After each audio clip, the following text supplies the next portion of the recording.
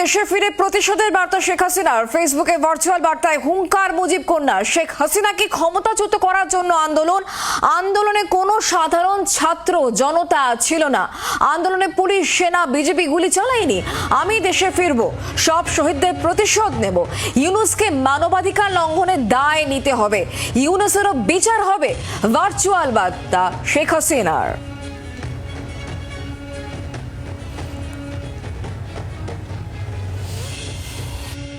মুক্তি দিছিল, কিন্তু আমি দেশে ফিরে এসে আইন করে তাদের বিচার করছি। ইনশাআল্লাহ এই হত্যারও বিচার আমি করব, আমি তোমাদের কথা দিলাম।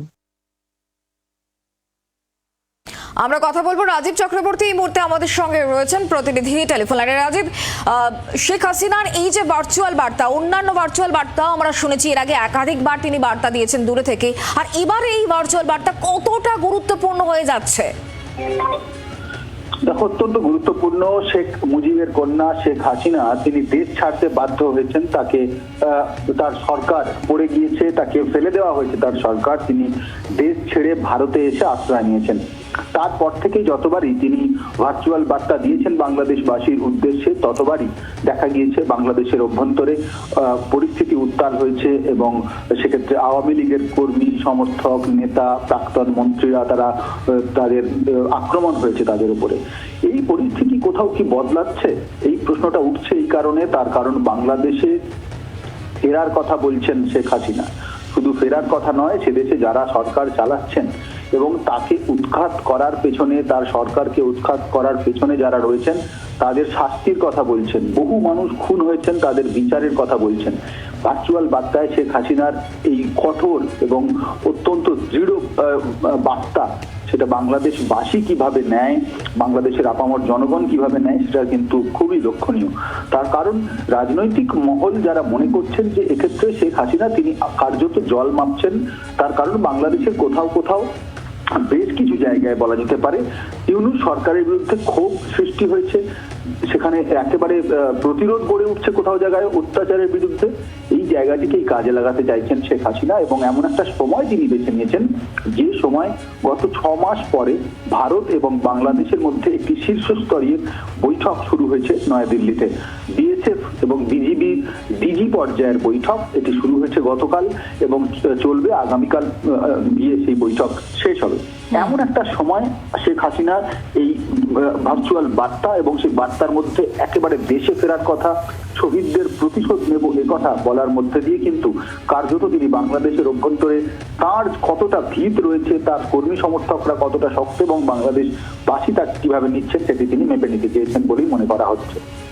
ধন্যবাদ রাজীব। শেখ হাসিনা তিনি ভার্চুয়াল বার্তায় ঠিক কি বলেছেন আর শোনাবো।